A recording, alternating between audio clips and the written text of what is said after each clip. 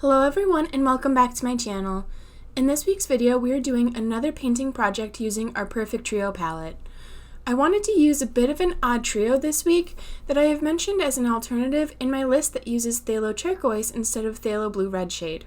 If you are curious about any of the materials that I'm using in this video, please check the description box down below.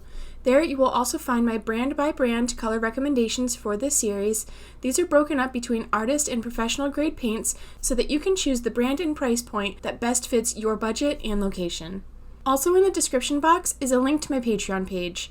Patreon is where you will find all of the free assets for this masterclass, as well as the full-length, real-time tutorials for the paintings shown in this series. If you are someone who likes to see more in-depth tutorials, this is where you will find my complete video tutorials that include the reference images, pencil sketches, paint swatches, and all of my tips, tricks, and techniques for completing each painting. If you are someone who enjoys my content and would like to further support my channel, this is the place for you to do it, and there are other perks for you to check out. Now for this tutorial, I wanted to go back to basics a little and show you some of the color swatches for these individual paint colors. As you can see, the pink is a pretty standard pick at a PV19. The yellow lacks the depth I like, but it's still a very suitable option with a single pigment and only semi-transparent. Then finally, the blue is the real standout. Like I mentioned at the start of this video, this color is a phthalo turquoise instead of a phthalo blue red shade, as I've been recommending. This color is just so stunning and is perfect for those who want a more authentic cyan, magenta, and yellow trio, with this color being more of a true cyan type color. Next, I wanted to show you the range of colors using my mini swatch wheel template, which will be linked in the description box down below for you to download for free. This trio creates what most would consider to be cleaner mixes. If you've been following along with the series, then you will know that I recommend a trio that creates more standard palette colors that a beginner would want to create easily, like green gold, sap green, hooker's green, and phthalo green.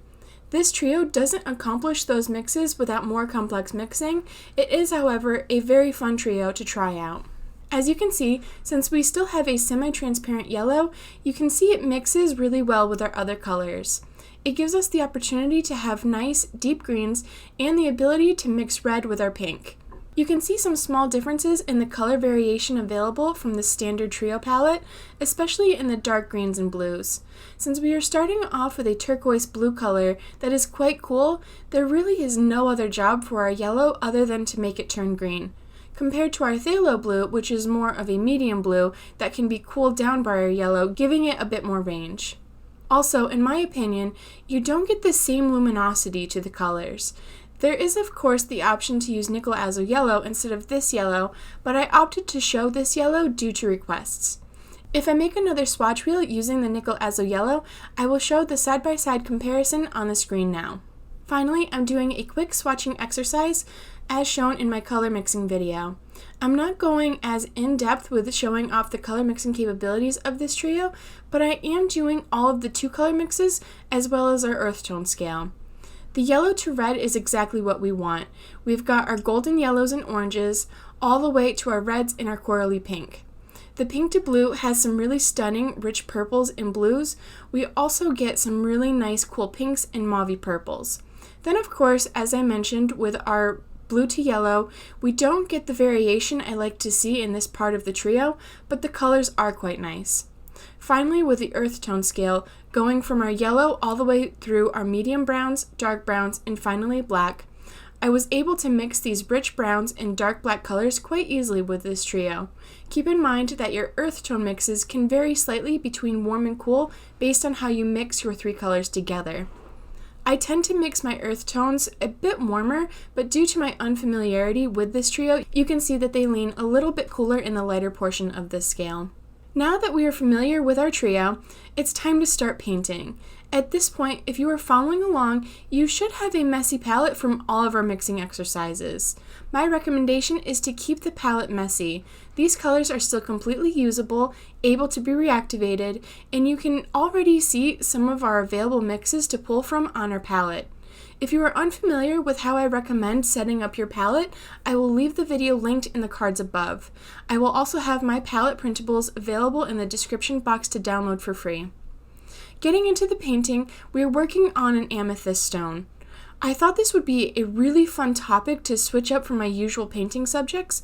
Stones are really fun to paint because of their unique qualities. The facets show different colors and gradients. The cuts vary from stone to stone, and really, you can take a lot of creative liberties with the painting process and still have it look believable. I have drawn out my stone to be quite intricate, but you can simplify yours if you wish. I do have the reference image and my own personal pencil sketch available to tutorial tier patrons, but for anyone who wants to follow along for free, you can pause this video and try to mimic the sketch I have. It's a teardrop shape and then lots of angular shapes, mostly triangles, making up the facets. For color mixes, I will be referring to my colors as like mixes instead of detailing how to mix each color. For the sake of time, I will say to mix a dioxazine violet type color. Hopefully this will help streamline the tutorial, and if you have followed along with our exercises from earlier, then you will already have that as a reference for the ratios. If you want more specific color mixing guides and references, those will be on Patreon. Once you have your sketch ready to go, we can now start painting. I'm not going to lie, this painting took quite a while, so don't be discouraged if it feels like you are making slow progress on it. I think this entire painting took around 6.5 hours and a few days for me to actually complete. I'm using smaller brushes on this painting to get into all of the smaller details in tight geometric spaces. I also worked sporadically throughout each of these different segments, not sticking to any kind of systematic theme or specific color. Instead, I worked with identifiable shapes that were spaced to allow for drying. I worked wet on dry for this painting, meaning I didn't wet the paper prior to painting. For the individual segments, I would apply the color I was using to the area where its darkest concentration should be, and then I blend it out with water. In some cases, I would apply another color wet on wet in the segment, but in many cases, I simply worked in glazes or layers to slowly build up the depth and gradients. Do whatever feels most comfortable to you, though. I did start very light in some areas when I first started painting. Some facets can have really drastic color variation in such a small space. I didn't want to overwhelm my section with one color when I needed to fit 2 or 3 in there. In some cases, I would do a basic one color wash, then after it dried, I would add in the colors or gradients in the different sections of the shape as needed. Since the amethyst is purple, I really wanted to establish those values first. There are a lot of other colors like pink, blue, black, and gray of varying hues and saturation in this stone. I wanted them to all show up in their own way, but I thought by having a base layer of purple in some of the facets that it would help to better convey the additional colors included as light and shadows. As you can see, I started with a color slightly cooler than the dioxazine violet, so more towards the blue in our color scale. I also wanted to establish some areas as having little to no purple in them, as sort of like the highlights in the piece. So I used cool pink to mauve type colors for the pink and a slightly warm blue. These colors are nearly pure from our trio with just a tiny bit of remix in color, just enough to see the color start to change and make them more natural for this subject. Also, in this painting, you will notice areas that have muted colors like gray-violet or a dusty pink color. For this, I used my color wheel for neutralizing. I have an entire video about using a color wheel that I will link above, and I will also link the free downloads in the description box down below for you to view my own color wheel, as well as the printable to make your own. The quick explanation of this is that I'm using all 3 colors to mix these values. So when I mix my purple, I want to add a tiny bit of yellow to desaturate or neutralize the color. Same with the pink. I wanted to add a bit of a mixed green color to slightly neutralize it. When I talk about neutralizing, which is also mentioned in the color wheel video if you watch it, I'm only talking about minor changes in color. This is a very gradual and at times delicate process of mixing where only the tiniest amount of paint is needed to just barely change the color from the base or primary color we are working with. Also, as I'm working, you can see some of the facets are broken up further. When I made my sketch, I did include some of the color variation lines to help me while painting. These lines are part of the same triangular facet, but the facets are drawn from the top. If you think of a diamond that's in a ring, you will have the flat area on top with some angled cuts around the side, but then you will have the bottom of the diamond that is also cut, usually into a point at the bottom. The color and dimension you see is created by both the top and bottom cuts in the diamond. So in this painting, we have our top cuts drawn out, but then we also need to show the lines and colors from the cuts below.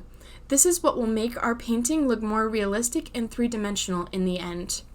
So in summary, while I am painting the first glaze of colors, the color variation helps to show the lighting. Then the glazes after are what show the dimension.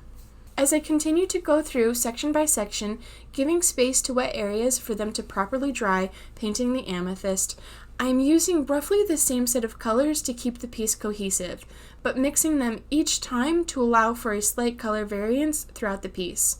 The main colors being dioxazine violet, with variations that have either more blue or more pink added in certain areas, a cool pink, a warm blue, a purple gray, and a dusty pink. Some areas will show a bit more color variation due to how concentrated or diluted they are, and will also vary due to the colors that are being glazed with them. Think of the glazing like you would the layering of stained glass windows. The colors being layered and the order they are being layered in will affect the final color you see. Keep in mind that the center part of the stone is going to be the highlight of the painting, both in the focal point but also in structure. The center of the stone is reflecting light, so it will be the lightest area in the painting, showing the narrowing of the bottom facets cut. These colors are going to be soft and light. I'm working with light corally pinks, dusty pinks, and muted purples to convey this look.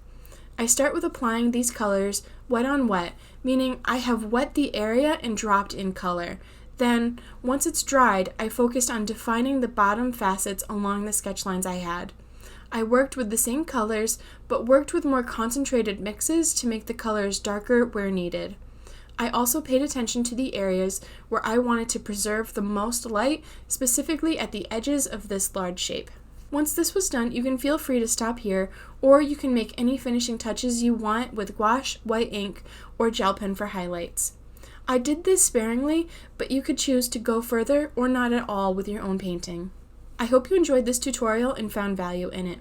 If you did, I would love it if you would consider liking this video, leaving a comment, subscribing if you haven't already, and sharing my video with anyone who may find it helpful. Those are all quick and easy ways to support my channel, and they are so greatly appreciated. If you like this video and would like to support my channel further, or if you would like to have access to more in-depth tutorials, please consider checking out my Patreon page. My Patreon tutorials are where I share the reference images, color swatches and mixes, my pencil sketch, and all of my tips, tricks, and techniques for completing these tutorials, along with the real-time narrated videos. That is all for this video, and I hope you are all having a wonderful day, and I will see you in the next video. Bye!